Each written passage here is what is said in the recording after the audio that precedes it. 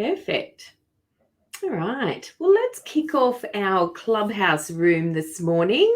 Welcome, everyone, to the Public Practice Accountants Club on Clubhouse, where public practitioner, thought leaders, industry specialists, and accountants just like you discuss hot topics in public practice and how they go about navigating the public practice landscape all around the world.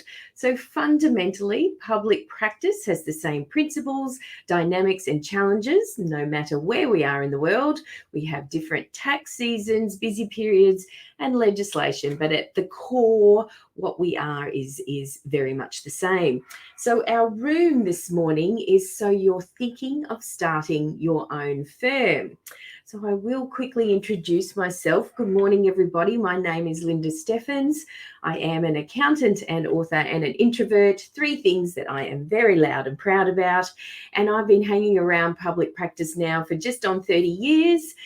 Over that time, I've owned a couple of accounting practices myself and been a practice manager for many years. But what I do now is I help accountants and accounting teams to integrate advisory services, business advisory services, alongside their compliance work.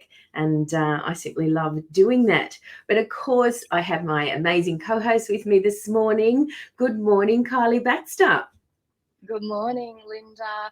Well, I can certainly tell it is the end of the year because I struggled to get out of bed this morning for our 7 a.m. start, but I'm here with my Hungry Jack's coffee that you'll see me drink. So for those in the Clubhouse room, Lynda and I can actually see each other this morning. Yes. We're doing a live webcam situation so we can actually see each other. Yes. So she'll see me drink my classy Hungry Jack's coffee. But yes, I think everyone in this room does know me, but I'll do a quick intro anyway. My name is Kyelie Baxter. I run a public practice accounting firm here on the Gold Coast. I guess our point of difference is that we are a little bit different. You know, we're completely paperless, not just internally, but we do that externally with our clients as well. So we don't allow them to give us any paper at all, which can be quite confronting to new clients that rock up and try and give us a bunch of documents in reception. So yeah, it's an interesting situation. It's a lot of education. It's fun. Excellent. Thank you, Kyelie. And you're right, it is getting closer to the end of the year. I think we've all got our eye on that prize of, a couple of weeks break over that period. And that's all we're really aiming for. So I'm right there with you. So this morning in Clubhouse, if you are in the Clubhouse room, because we are streaming across live to LinkedIn and also to my Facebook group. But if you are in the Clubhouse room, remember that it's a wonderful platform to network. So you can just go and have a look at who else is in the room, look at their profiles. They can't see that you're doing it, so it's okay. And you might want to connect with some people or follow them on Clubhouse. So it's a great way to do that. But just before we kick off our conversation, please remember that our intention is always to be positive, supportive, and collaborative as we come together in support of our amazing industry, no matter where we are in the world. So we absolutely invite you to chat with us. Kyelie and I, we're happy to be here speaking away and having our own conversations, but we'd love to hear from you. So all you need to do is to tap on your little hand icon and raise your hand, and we'll happily have a chat with you if you want to add to the discussion. Okay, so you're thinking of starting your own firm, our topic for this morning. Starting your own accounting firm requires a lot of work. However, the benefits can be extremely rewarding. So how do you know when the time is right? What do you need to consider before diving in? What are the practical steps that maybe you should follow? And what to consider regarding software, profitability, risk factors, the pros and cons of it all. And so that's what we're going to be chatting about this morning. Kyelie, wow, this brings back flooding back some memories for me. Does it bring back memories for you? Yes, and it was going to be funny because John usually is in our room. Yes. And I had all of these thoughts while sitting in a back office with John as my boss. So I thought this will be a bit of an awkward, funny conversation this morning. But he's not joined the room, maybe because he didn't want to hear what I wanted to say. He maybe is. He's tuned out this morning. It's all good. John and I have had this discussion many times in the years following that. Great. Yeah, look, I know it certainly around reflecting on my time and when I first went out of practice of my own, I think you just instinctively know when the right time is. And for me, it built and built and built, and I sort of knew it was the right time. But mine was an interesting situation in that I ended up coming out of a business divorce as well. And so prior to that and going into partnership, just where I was, probably a little bit like you, Kyelie, it just the way the firm was being managed, the services they offered, the clients, everything, it just wasn't quite right for me. And I knew that I wanted to do something else and probably ride off into the sunset and create my own destiny as it was. And, then a few other things got in the way, I suppose. And, I actually came out of a business divorce in the end, and ended up as a sole practitioner, which I thought I never would. That had never been my intention. But I think it was during those years that I was a sole practitioner that I learned so much for myself and so much in business. Yeah, and I think that's what we should clarify from the get-go here. When we talk about thinking of starting your own firm, there's so many models, and what does that actually look like? Yeah. It can look like going out on your own, being a sole practitioner, which is becoming more and more attractive now given the very low startup costs. Exactly. And available apps and all of that sort of thing that exist. It can mean buying into an existing firm as a partner and opportunities that exist there, which is another great avenue. Yes. Or it can mean deciding not to do it and just staying put, which is also another great option for many people. When we start talking about how to know when the time is right, I always like to think, how do you know when the time is not right? And the time is definitely not right when you just lose it. Do you know what I mean? Yes. When you've just had enough and you've just had a big tantrum. That is not when you go, right, that's it, I'm going out on my own. That might be the moment where you stop and think, I need to think about this seriously. Yes. But that's not when. Yeah, keep going, Kyelie. Sorry, I interrupted. Yeah, no, that's exactly right.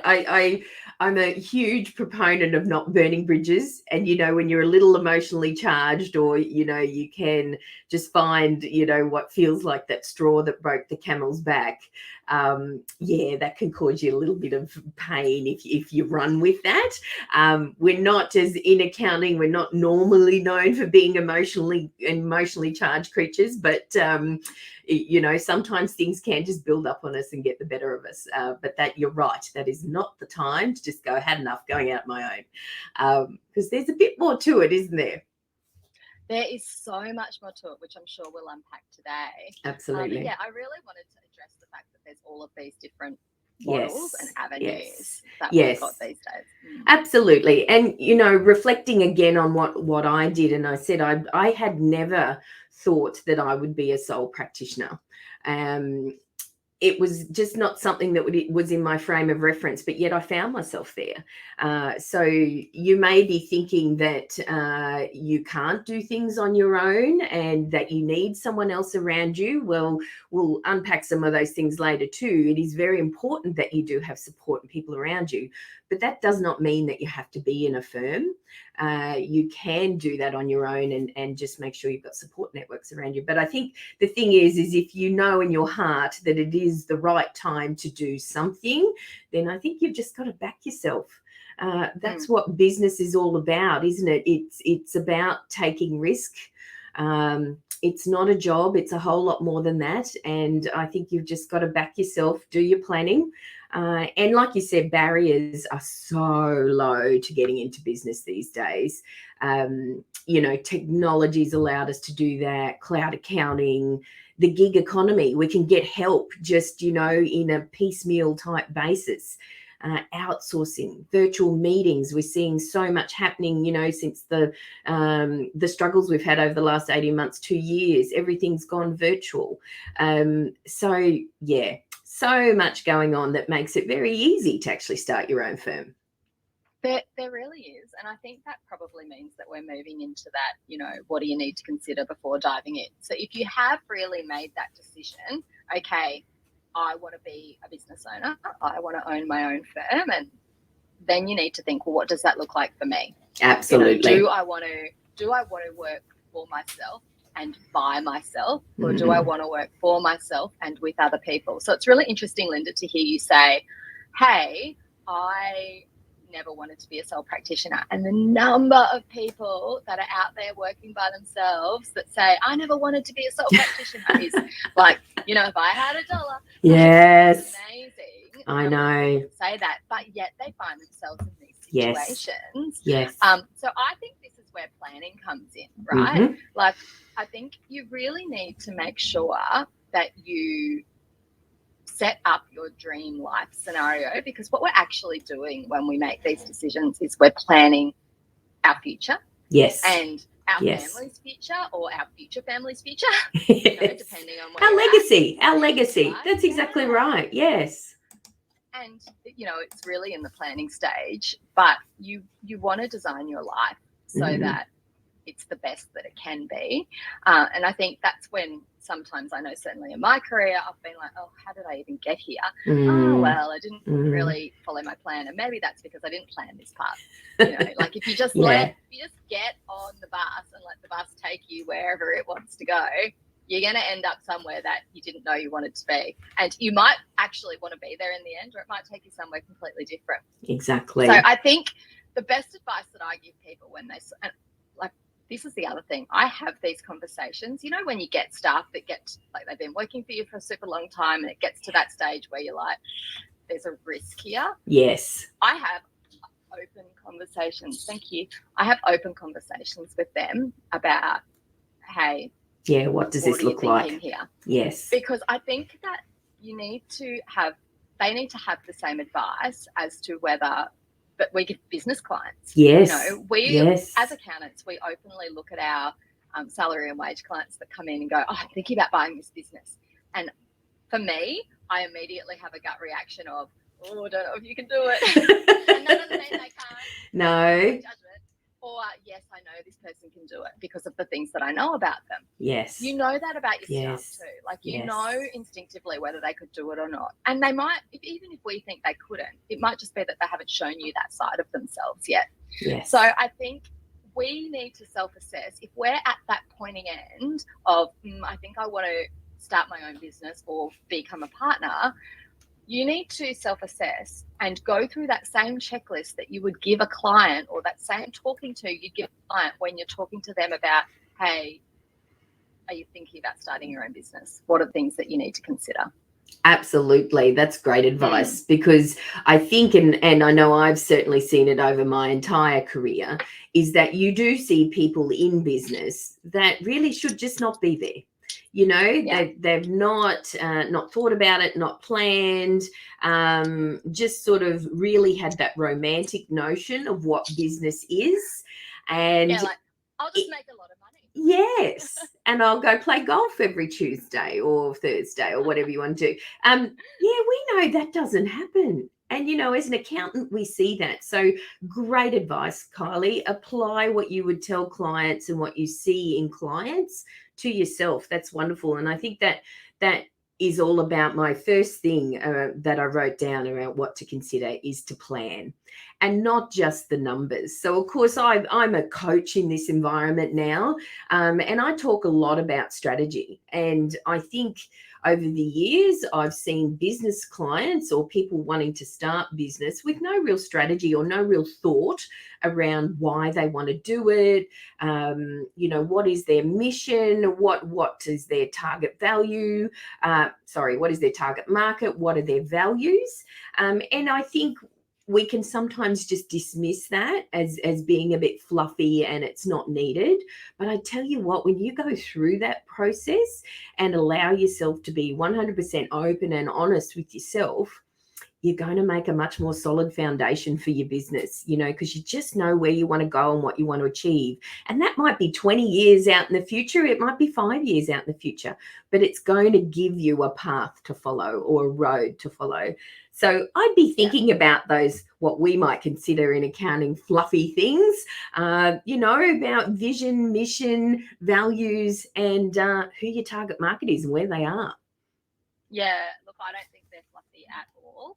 I think a lot of people go out and they go, oh, I'm just I'm just going to do compliance, you know, like, Yes. or I'm just going to do advisory, or I'm just going to offer virtual CFO, or whatever, you know, your target thing is. That's what you're going to do. It's not how you're going to do it or who you're going to be. You know, what is your business? What makes it different? You know, what are your values? All of those sorts of things. So I think who you are and what you do are two very, very different things. And sometimes you can't easily define them. And right there at the beginning in the planning stage is a super good time to define them, because it just makes that whole, you know, future vision so much more easy to define. Exactly. And, you know, I don't know about you, Kyelie, but I've seen loads of businesses just go in, and we get into business often because we're good at what we do. The technician side of us is very good. We think, okay, well, the boss is doing that. I can do it just as good as them. Let's go out and do it, you know, but business is so much more than that. Now, we know that at a client level, but sometimes I think we forget to apply that to ourselves, you know. So, get rid of those romantic notions about business. It can be extremely rewarding and wonderful, and that's why we're in it. And, you know, I certainly would have it no other way. But I think, you know, there's a lot of planning and thought and time goes into making that as well, Kyelie. Yeah. And I think you touched on something that I want to flag now in this what to consider before diving in phase, and that's don't burn your bridges. Yeah. I think you said that earlier. You know, yes, I did. You really want to make sure that if you're exiting somewhere, and that's another option. You know, if you decide, actually, I don't want to go and work for myself, I just think the existing firm that I'm in isn't right for me, so I need to actually just go and find another job. You don't burn your bridges. Don't do the wrong thing by people. Serve out your notice period. Do a proper handover. Do that regardless of whether you're going out on your own or doing whatever. You know, you really want to make sure. The accounting industry is actually huge because, but at the same time, you need to be able to pick up the phone and call people, talk to and those you need people, to have those connections. Yes, absolutely. Yeah, you're right. And I think if you're a business owner and employer with these employees in your midst who you are thinking that, you know, may want to go off and do that, I think realistically it's the right thing to do is really to try and help them as best you can. Now, you know, find whatever win-win situation you can, because if someone really is wanting to do this, you're not going to stop them. So, you know, you can make the best of, you know, I suppose a bad situation and really help them and support them. And, you know, I've certainly tried to do that in the past with people around me as well. But let's think about some other stuff we've got to think about, Kyelie. I had listed down too, just, you know, a really one I'm sure everyone's thought of, but just your qualifications. You know, have you got the licenses you need? What do you have to do? You know, again, you don't want that blunt brain explosion and out on your own, next thing you don't have what you need. So, the good old tax agent's license, if you are going to rely on compliance to help you out, and everyone does, right? What's your industry qualifications? Yeah, you know. Have you got a practicing certificate? Yes. You know, if you're going into partnership, what registrations do you might need to go into that specific partnership? Yes, absolutely. If you're going out on your own, what are you going to call your business? Yes. What structure is to work the best for you, or your partnership or your new partnership? You know, exactly. There's so many things to consider. Yes. And I think too, you know, if you are an employee, which most of us are before we go off and do these things, you might just have to have a look at your employment contract too. There may be some restraints of trade and things in there too that you might just have to have a look at. And then that's where, you know, those really open discussions need to happen.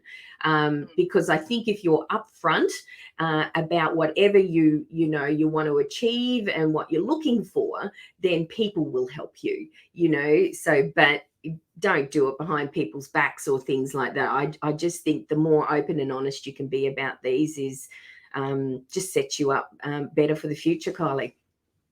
Yeah.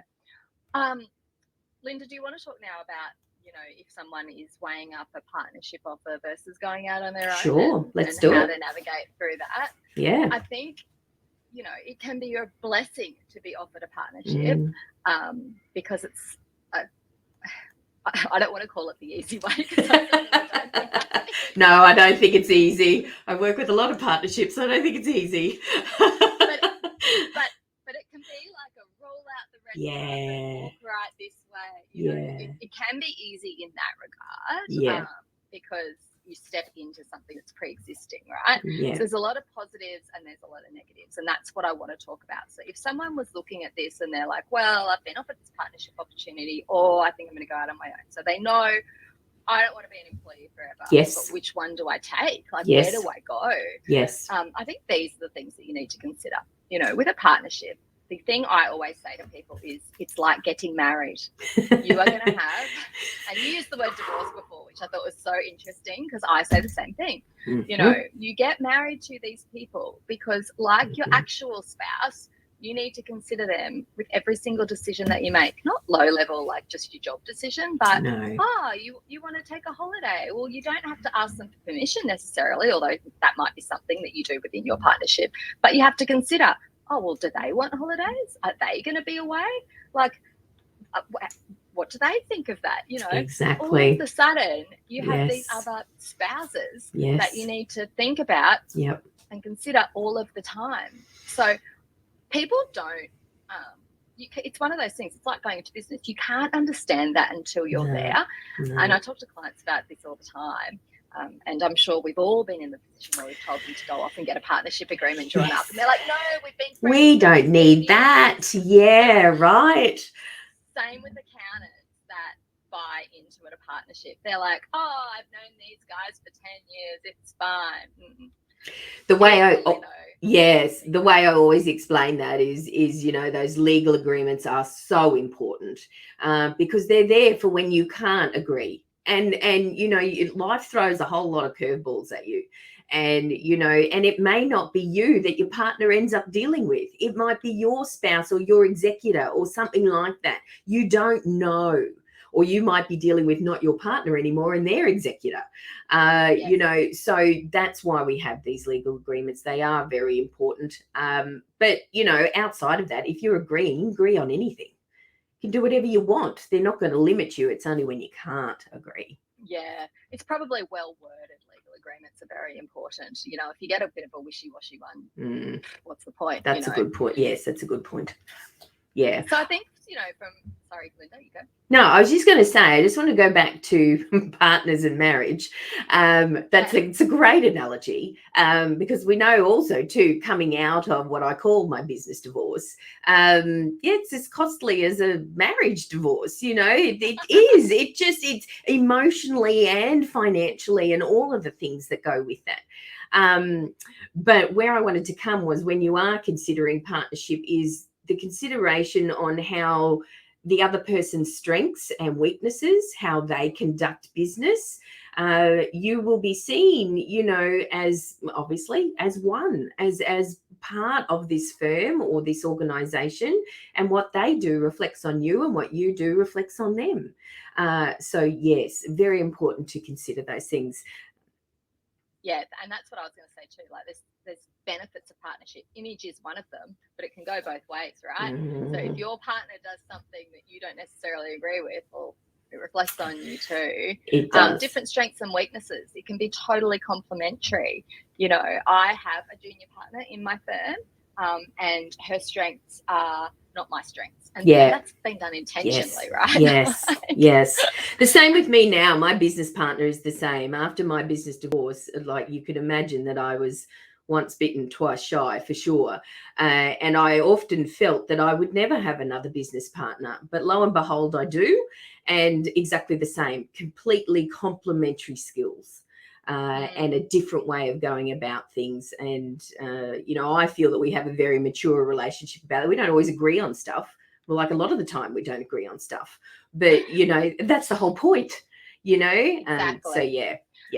And I think that brings me to my next two things, which is companionship and support. Oh, yes. You know, realistically, as humans, we are designed by nature to want to share experiences together. Yes. So, and I think that's what people miss the most when they're a sole practitioner. It's someone to share those highs and share those lows with. So when you're in a partnership, you get that, Yeah. you know, and you get that support. You can cover sickness and holidays, and if a staff member has something, you know, they have to be away for a bit, we can share that load. It's Absolutely. not just on you. Yes. And collaboration, you know, strength in judgment, strength in decisions. Like there's just so many things. But of course, then there's the negative. You constantly has to compromise. Yes. Or one person has to be the decision maker. Yes. There's different time frames, different risk profiles, different, you know, there's conflict. There's different levels of competence, but which is fine. There's also different levels of motivation. Yeah. So, you know, all those things really should be covered by your shared business plan. But when you're thinking about going into partnership, it's not just like, yeah, cool, I like that person. Yes. Yes. And or I've worked for them forever, and, you know, this is the right thing to do, both from employee side and employer side. That does not necessarily mean we're going to make good partners. And I think that I've seen, you know, particularly in accounting, employees promoted because they're good at what they do and end up in partnership, and that can just get, you know, really messy. And saying no to a partnership doesn't mean you're saying that you don't like them, or that they're not good people, or that they're not good at what they do. Yeah. It just means it's not right for you. It's not right for you. Perfect. Okay, so we got most of the pros and cons with partnership. How about some pros and cons with sole trader, going out on your own? Okay, so pros and cons with being a sole trader going out on your own. The benefit of it is you are your own boss, you set your own hours, you answer to nobody, and, you know, genuinely you can earn as much as you want or as little as you want, because there's no one else relying on you. It's up to you. Yep, that's it. Completely up to you. Yes. I think they are all pros and that they are all cons. Yes, I agree with you. Absolutely. Because it is all on your shoulders. Yes, you've got flexibility, but on the other hand, it's responsibility. So yes, I do think, and you know, we talked a lot about partnership, and just that last point about the companionship and being able to share and rely on some support. I think you can create, you know, still that same environment for yourself, even as a sole trader, particularly in the day and age of social media and groups and things like we're doing, Kyelie. You know, there's lots of people that are happy for you to reach out and talk to and, you know, have a conversation with. And I think that was one thing that I wrote down on my list too, was if you are going to go out on your own, find a mentor.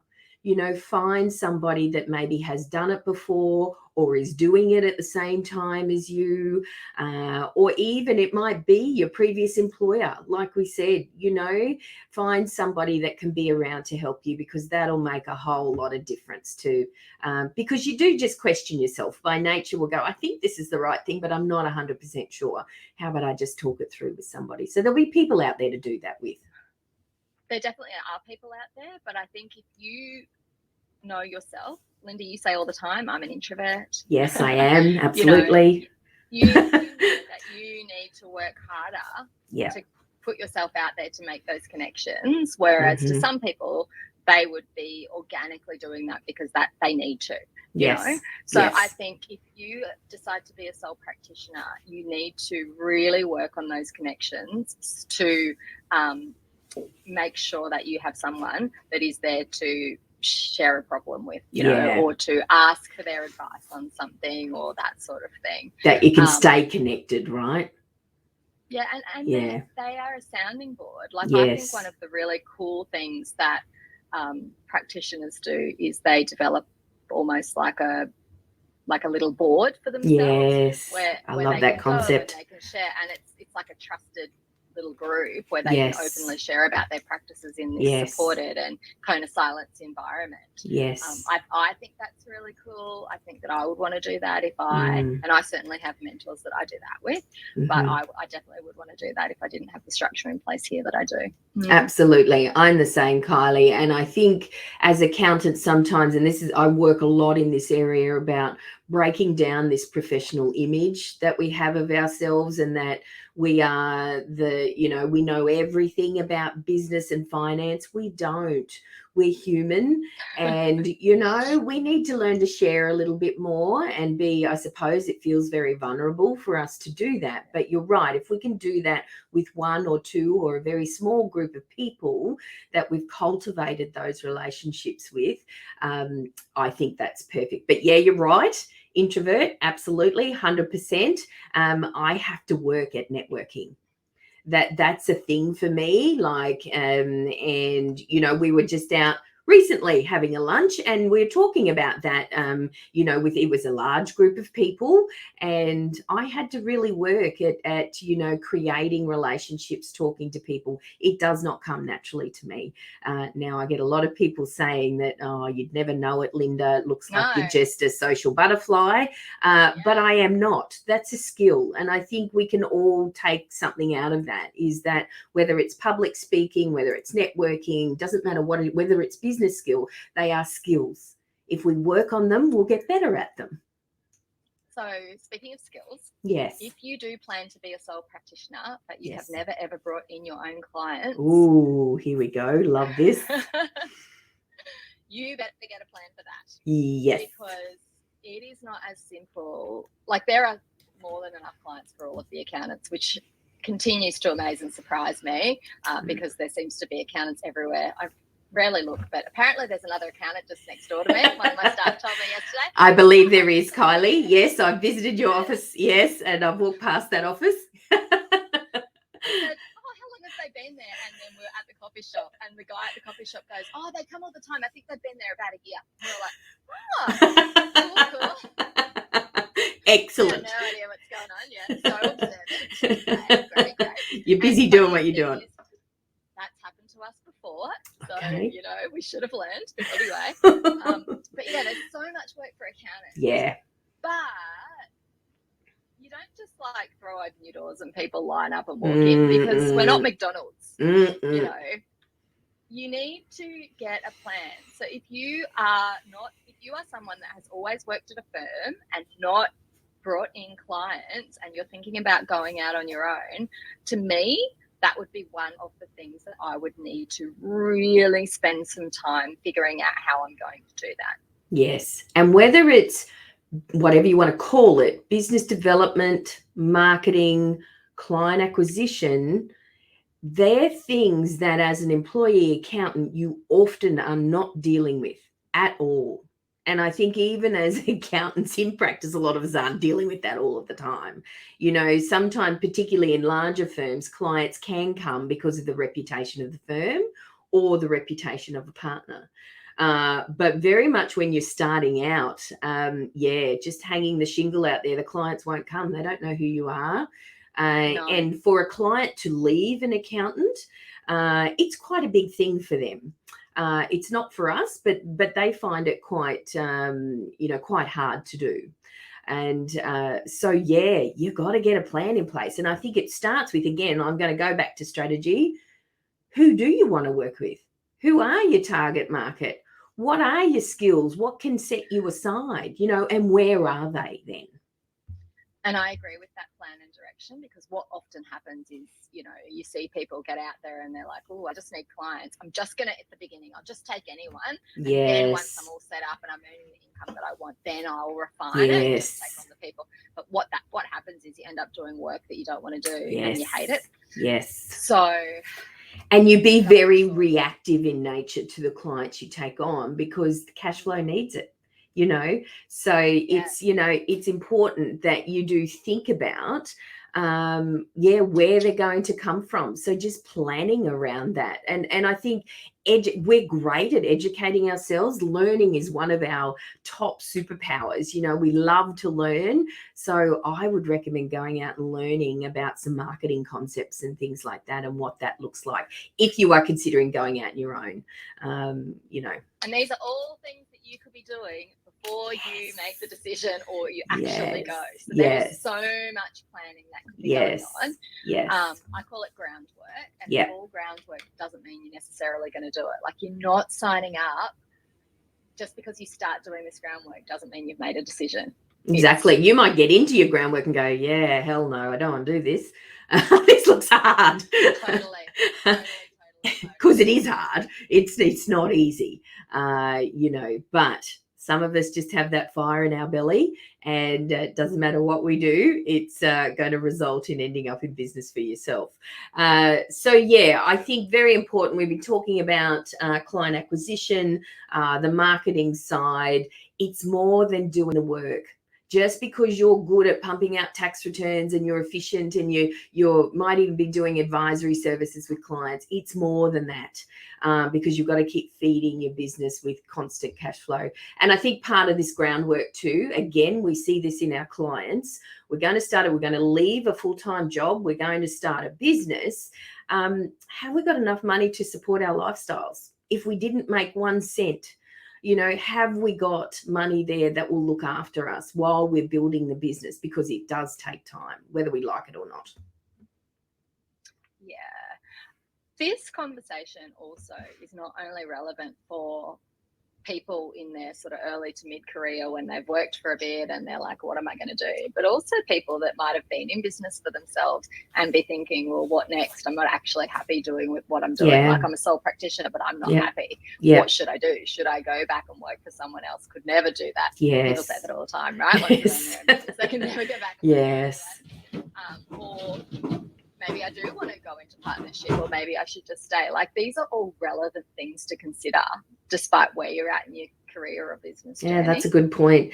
And another thing that I would love everybody to consider is, again, something that we might be telling our clients, the concept of working on versus working in. So, when you're in a business, you do have to dedicate time and energy to working on your business and not in it. So it just goes back to that thing of, it's much more than just doing the work. And, when I start working with accountants in business, I'm saying to them to start with, it's at least half a day a week that we need to be working on in some way, or in something that you're either learning or doing that's going to help you move your business in the direction that you want it to go. Then I suppose, Kyelie, practical steps. Talked about pros, cons, and please, anybody in the Clubhouse room, if you've got a question for us, just raise your hand. We'll happily have a chat with you, or want to enter the discussion. We'd love to hear from you.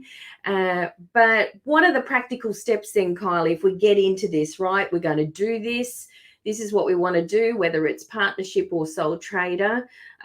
What's step by step? What should we do first? I think we said plan, didn't we? Plan and groundwork. So we've got the plan. Yep. Let's assume that we've got all our registrations. Yep. You've got your tax agent, blah, blah, blah. You're ready to roll. Yes. Then you've got to figure out, where do I want to run this show from?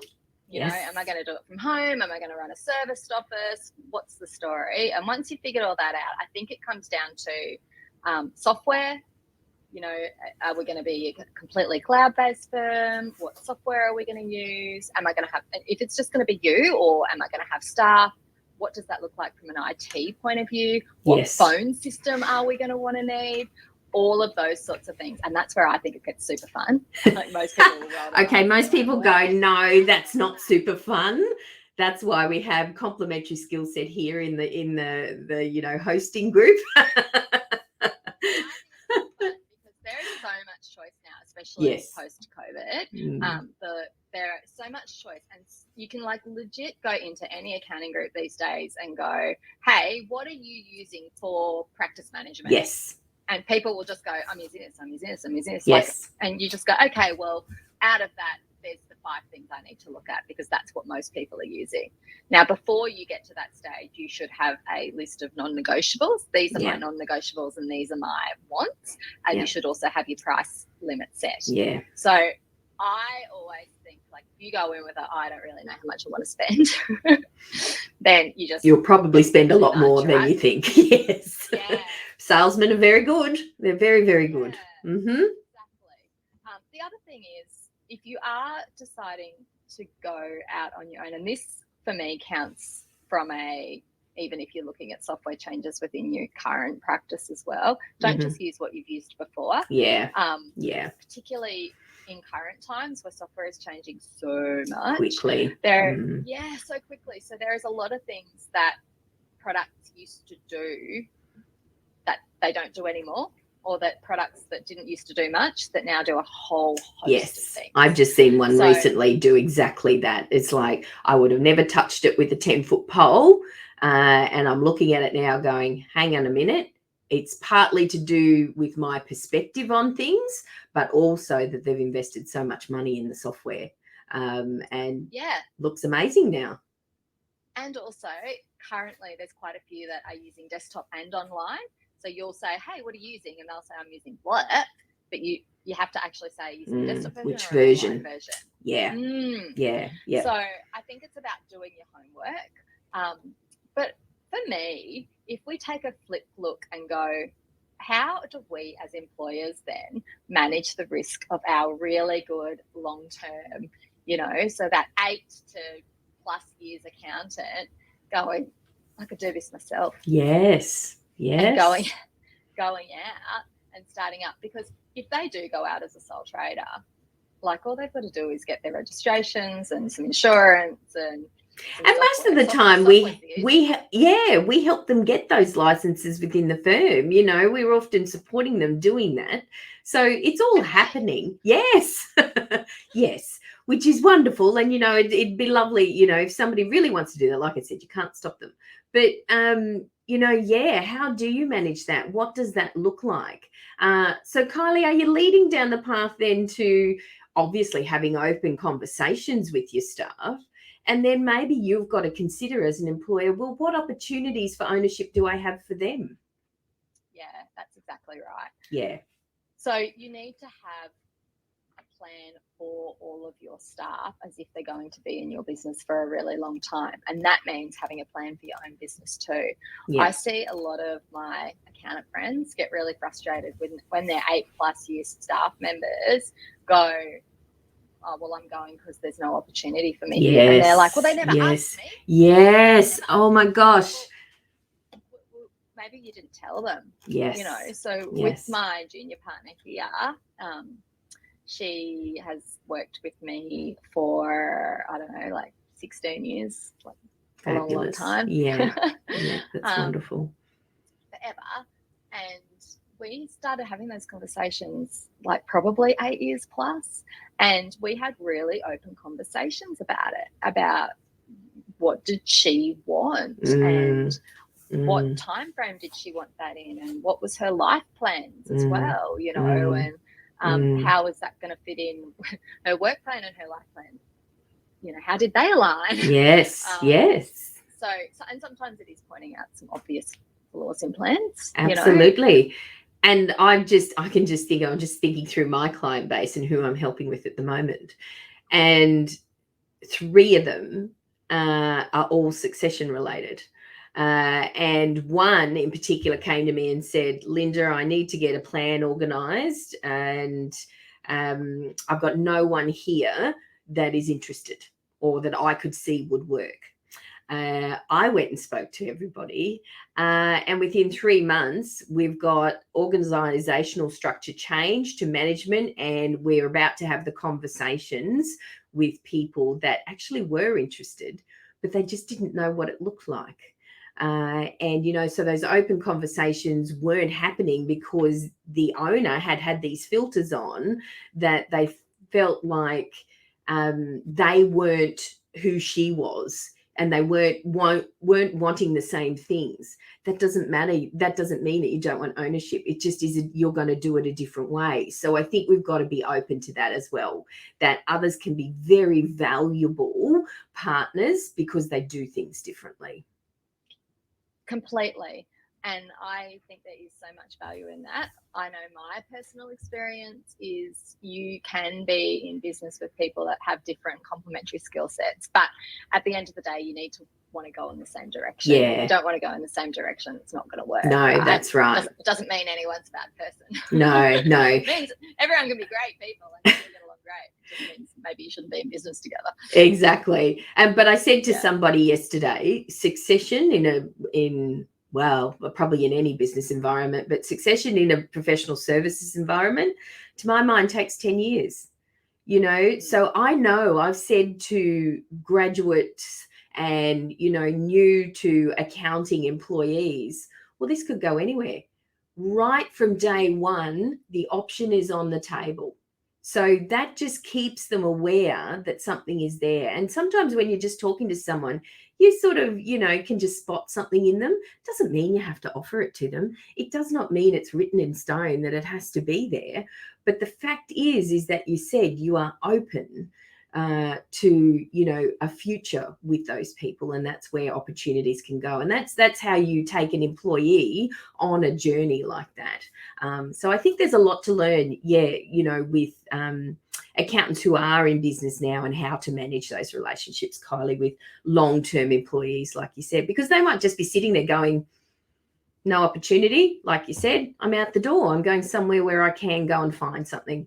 And that's a huge hit to your business, whether you like it or you don't. There's a lot of IP that walks out the door, a lot of, knowledge, expertise, culturally. And loyalty. Yes. A lot of the time it's loyalty as well. So if that person has been with you for quite a long time, it can really just cause a lot of unsettlement within your firm, because it's like, and even if it's all very amicable when they go, it can just really unsettle the firm. Yeah, exactly. And I remember just my first foray out into business. I remember talking to the managing director of a partnership, and I said, I am doing this, and I want to buy this set of clients. And he said, Lynda, we're not in a position to sell them to you. That's not what we want to do as a business. I said, okay, that's fine. You realize they'll come with me anyway. And he said, okay, well, that's the risk we've got to take. And so that was a business decision and a business conversation. So that's the type of conversations that you might have to have. So think about these things and planning, It's rehearse your conversations. Yes. Rehearse your conversations. Talk them out loud. Say them out loud, because they always come out different the moment you open your mouth. They sound perfect in your mind, but we must practice out loud. It's very important. All right, Kyelie. So thinking of starting your own firm, what haven't we covered here? I'm just having a look quickly what we wanted to cover. How do you know when the time is right? I think we did that one pretty good. What do you need to consider before diving in? I think we covered all of that too. There's a lot of pros and cons with things. Practical steps to follow. Oh, I've got one practical step. Now, it doesn't sound very sexy, but I'm going to say it anyway. Is your business name. And I think we can, because this is a bit of the romantic notion of business, we all want to call ourselves something amazing and something that's, true to our vision, and, I don't know, that means something to us. And that's wonderful. But I think in the first instance, and it's all around clients being able to find you, or where are your clients coming from, the easiest and most, unsexiest way to do it is your name and what you do. Lynda Steffens Accounting. I went to a seminar once. It was a software thing that they put on for a couple of days, and they had all these different speakers come in. And one of the marketing speakers said, if your business name is last name accountants, then you need to change it. And that's how they opened it. It was their marketing thing. And it's just every time, like, it's just stuck in my head where I was like, I don't even understand why, because that's 80% of people's names. Like, what is even your idea? Yes. And I think it was just one of those marketing things where he was like, trying to drum up work for himself. Absolutely. And look, branding and marketing, yes, very important, but there's a time for that. And I don't think it's right at the start of your business. I think you can happily function and go along in, with Lynda Steffens Accounting for quite some time. And then when you found your feet, well, then we can talk about branding and making that all look wonderful, because that's it. That is important. And I'm not dissing any marketing people, but I think there's a time and place for that, right, Kyelie? Right. But can I just offer a different opinion there? Absolutely. The only thing about that is, if your plan is that you want to partner with someone in the future, that's going to be a problem. Yes. So just make sure that your name represents the plan that you're on in your business. Great idea. Absolutely. All right. Anything else that we need to talk about with regarding software, profitability, risks, those sorts of things?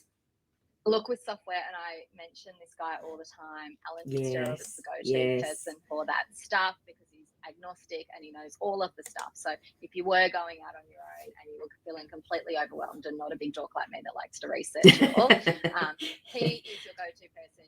Alan Fitzgerald, it's not a hard name, 1L. Look for him in LinkedIn.